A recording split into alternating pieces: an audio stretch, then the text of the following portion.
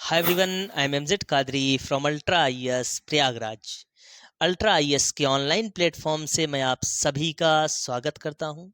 आज daily current news में हम जिस न्यूज को कवर करेंगे वो न्यूज है ब्लैक होल से संबंधित इसरो का पहला मिशन एक्सपोसैट। मैं आपको बताता चलूं, ये न्यूज आपके साइंस एंड टेक्नोलॉजी के स्पेस टेक्नोलॉजी टॉपिक से जुड़ा हुआ है। और इस पूरे लेक्चर में हम जिन बिंदुओं को कवर करेंगे वो है एक्सपोसैट, और फिर जानेंगे ब्लैक होल के बारे में, ब्लैक होल का निर्माण देखेंगे, ब्लैक होल के प्रकार जानेंगे, और अंतिम रूप से हम इसरो और पीएसएलवी के बारे में जानेंगे। तो आइए शुभारंभ करते हैं और देखते हैं न्यूज में क्या कुछ कहा गया है।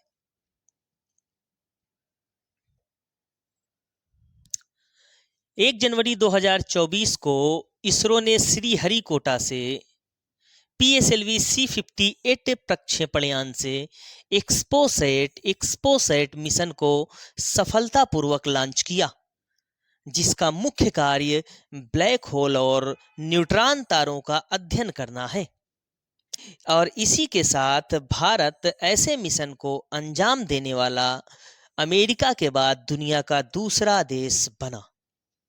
देखिए, 1 जनवरी यानी कि 2024 की शुरुआत में 1 जनवरी को इसरो ने एक्सपोसैट मिशन को लॉन्च किया। किस व्हीकल से, वाहन से लॉन्च किया? पीएसएलवी C58 से लॉन्च किया और दुनिया का दूसरा देश बना। अमेरिका ब्लैक होल से संबंधित मिशन को लॉन्च करने वाला पहला देश दुनिया का अमेरिका है। और अब भारत दुनिया का दूसरा देश बन चुका है जिसने ब्लैक होल के अध्ययन के लिए मिशन लॉन्च किया, और उस मिशन का नाम है आप एक्सपोसैट। तो आइए देखते हैं एक्सपोसैट के बारे में।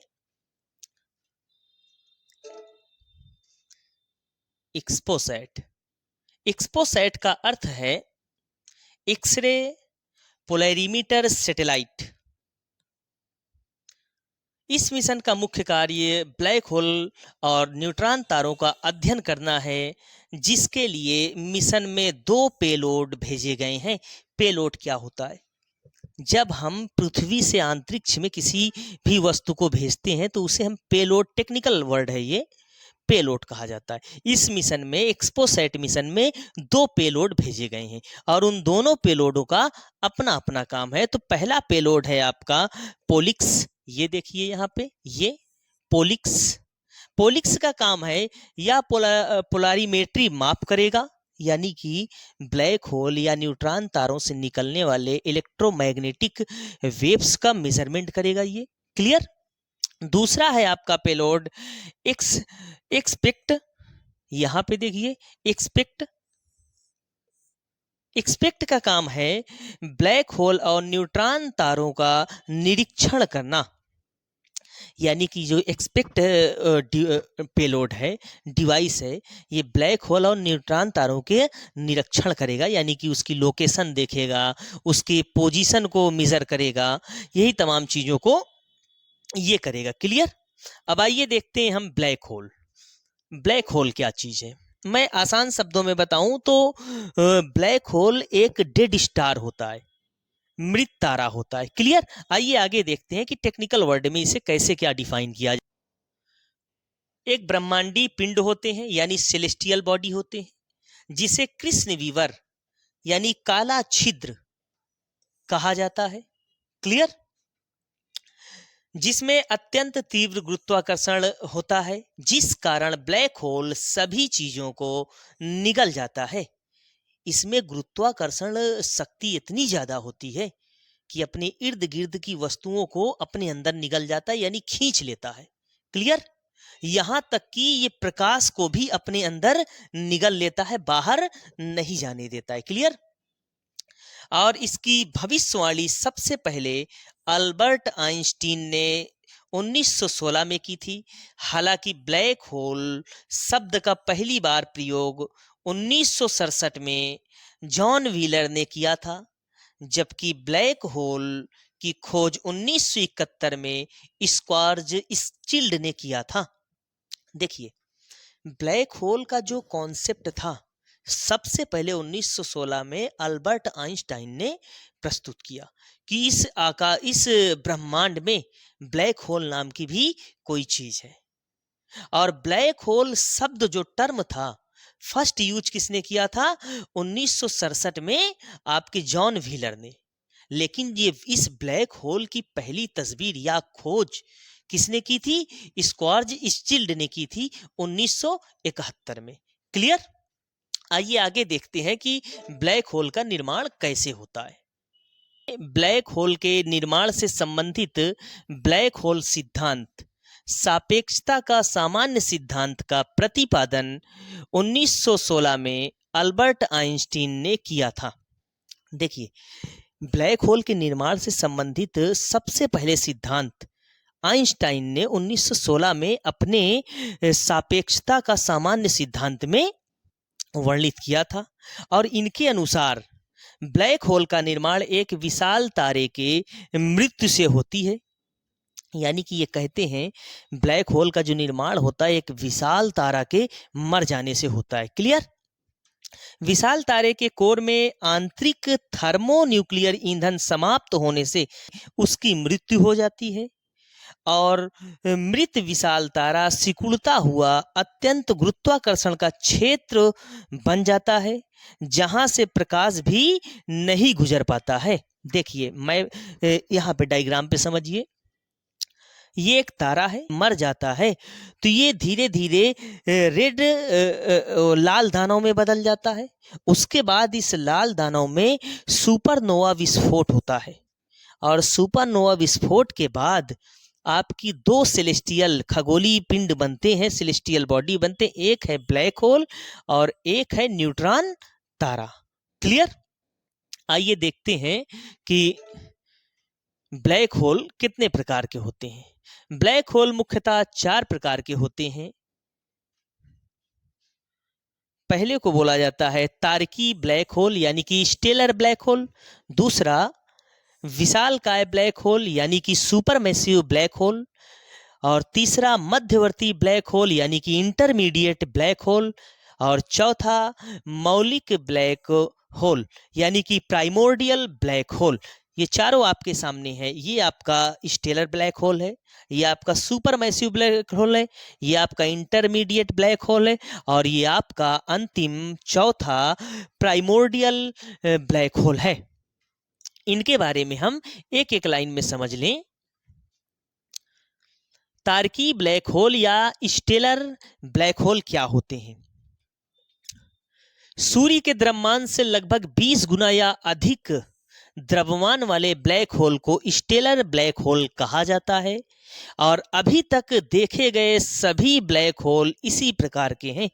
देखें, जिस ब्लैक होल का द्रव्यमान या वजन सूर्य से 20 गुना या उससे अधिक होता है उसे तारकी ब्लैक होल या स्टेलर ब्लैक होल कहा जाता है। क्लियर? नेक्स्ट देखते हैं दूसरा, विशालकाय ब्लैक होल यानी कि सुपरमैसिव ब्लैक होल। सूर्य के द्रव्यमान से लगभग हजारों से अरबों गुना अधिक द्रव्यमान वाले ब्लैक होल को सुपरमैसिव ब्लैक होल कहा जाता है। ये आकाशगंगा के केंद्र में पाए जाते हैं। देखिए, सूर्य से हजार या अरबों गुना अधिक द्रव्यमान रखने वाले ब्लैक होल को विशालकाय ब्लैक होल या सुपरमैसिव ब्लैक होल कहा जाता है। और सबसे बड़ी इनकी खासियत ये है कि ये किसी भी आकाशगंगा के केंद्र में पाए जाते हैं। क्लियर? आइए तीसरा देखते हैं, मध्यवर्ती ब्लैक होल यानी intermediate black hole. Intermediate black hole क्या होते हैं? ये तारकी ब्लैक होल और विशालकाय ब्लैक होल के मध्य वाले ब्लैक होल होते हैं। यानी कि आपका तारकी black hole stellar black hole और दूसरा आपका विशालकाय यानी सुपरमैसिव ब्लैक होल। इन दोनों के बीच वाले द्रव्यमान वाले ब्लैक होल को क्या बोला जाता है? मध्यवर्ती ब्लैक होल। क्लियर?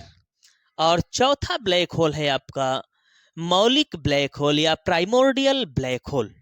ये ब्रह्मांड के जन्म के बाद पहले सेकंड में बनने वाले ब्लैक होल हैं, इसलिए इन्हें आदिम ब्लैक होल भी कहा जाता है।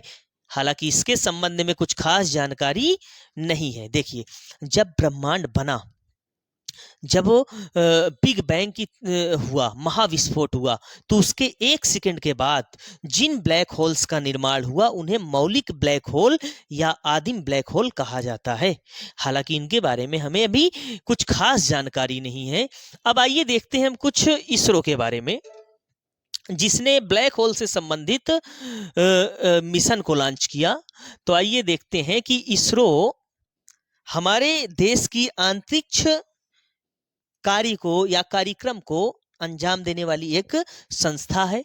इसकी स्थापना 15 अगस्त 1969 को की गई थी। इसका मुख्यालय कर्नाटक के बेंगलुरु में स्थित है। आपसे सवाल पूछे जा सकते हैं इसका मुख्यालय कहाँ पे स्थित है। और इसके प्रथम अध्यक्ष यानी फर्स्ट चेयरपर्सन कौन थे? डॉक्टर विक्रम साराभाई थे। और वर्तमान अध्यक्ष कौन है? एम सोमनाथ। क्लियर। देखते हैं कि इसरो ने अपनी स्टेब्लिशमेंट से लेके अब तक में क्या क्या अचीवमेंट्स लिए। हालांकि हम सब नहीं देखेंगे, जो वर्ल्ड वाइड रिकॉर्डेड हैं उन पर हम प्रकाश डालेंगे। आप 2008 में 22 अक्टूबर 2008 में चंद्रयान फर्स्ट को लॉन्च किया। 5 नवंबर 2013 को मंगल मिशन लॉन्च किया। 28 सितंबर 2015 को एस्ट्रोसैट मिशन लॉन्च किया। 22 जुलाई 2019 को चंद्रयान 2 लॉन्च किया। 14 जुलाई 2023 को चंद्रयान 3 लॉन्च किया। 2 सितंबर 2023 को आदित्य L1, जिसे सूर्य के अध्ययन के लिए लॉन्च किया गया है। और अंतिम रूप से 1 जनवरी 2024 को एक्सपोसैट लॉन्च किया गया, जो ब्लैक होल का अध्ययन करेगा। क्लियर। और इस लेक्चर के लास्ट न्यूज को हम कवर कर लें, जिसे PSLV कहा जाता है। तो आइए देखते हैं PSLV क्या होता है। पोलर सैटेलाइट लॉन्च व्हीकल, ये हमारे भारत का प्रक्षेपण यान है। क्लियर। इसका जनरेशन जो है, जो पीढ़ी है, 3rd पीढ़ी का है, 3री पीढ़ी का प्रक्षेपण यान है। प्रक्षेपण यान का मतलब समझ लो, ये जो रॉकेट है ना, ये पृथ्वी से अंतरिक्ष में उपग्रहों को ले जाती है। ठीक है, इसे ही प्रक्षेपण यान कहा जाता है। इसकी सक्सेसफुल फ्लाइट जो हुई थी, सफल परीक्षण जो हुआ था 15 अक्टूबर 1994 को। क्लियर। इसको टाइटल मिला हुआ है वर्क हॉर्स ऑफ इसरो, मतलब इसरो का घोड़ा कहा जाता है इसे।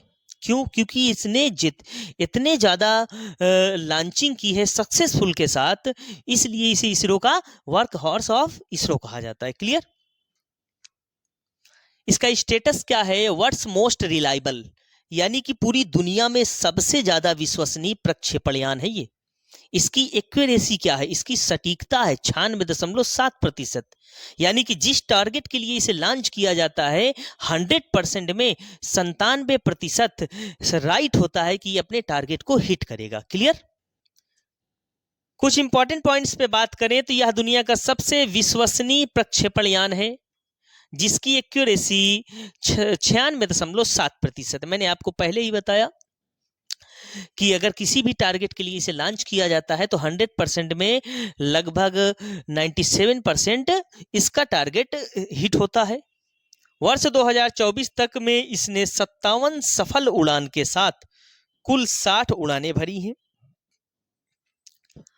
1994 से लेके 2024 तक में इसने कुल 60 फ्लाइट रिकॉर्ड कराया, 60 फ्लाइट्स।